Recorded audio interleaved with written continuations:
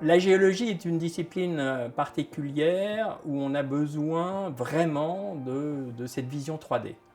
C'est le mot-clé, voir en 3D. Ce projet vise à produire des objets pédagogiques en 3D pour aider nos étudiants.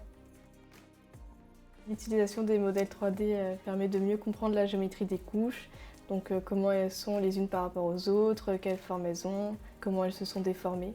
On s'est rendu compte, notamment avec ma collègue Pascal, qui, comme moi, a enseigné la cartographie, qu'il y a une difficulté objective de réussir à comprendre l'objectif de cet exercice, qui est pourtant un exercice absolument fondamental, puisque c'est réussir à partir d'une vision sur une carte, une vision en 2D, de comprendre la troisième dimension, la dimension verticale.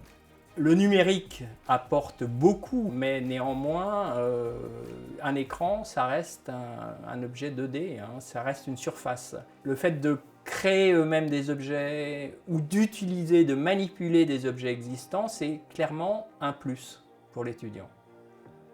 Ça lui permet de s'approprier les choses et de comprendre vraiment l'objectif. Qu'est-ce qu'on veut leur montrer ? En cours de cartographie, on peut être amené à faire des coupes géologiques. Grâce à ces coupes, on peut avoir une idée d'un peu de la topographie, des épaisseurs des couches, mais on n'a qu'une visualisation de la dimension verticale que partielle, alors qu'avec les modèles 3D, on peut mieux visualiser la structure des couches. Le prendre, le démonter, voir comment il est fait, le comprendre, sachant que la 3D, elle est utile évidemment pour représenter un objet, mais elle est aussi utile lorsque on veut expliquer ou comprendre comment fonctionne une faille et qu'on peut faire bouger deux objets l'un par rapport à l'autre. Ce qui est sympa, c'est de pouvoir démonter certains modèles, comprendre comment les couches se sont déposées, quels sont les mouvements. Quand les étudiants ont accès à ce genre d'objets, ils sont beaucoup plus actifs, à la fois dans l'échange entre eux, et aussi dans les interrogations vis-à-vis des profs. Comme on peut voir les discordances, on peut voir les failles.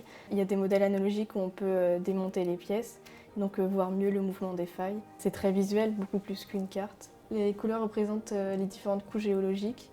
Avec les couleurs, on comprend tout de suite leur structure, leur épaisseur et comment elles sont les unes par rapport aux autres. Si on veut que les étudiants deviennent autonomes, il faut qu'ils s'autonomisent aussi sur la possibilité de créer eux-mêmes des objets, c'est-à-dire d'avoir ces compétences minimales en conception et dessin assisté par ordinateur. C'est ça le fond du projet.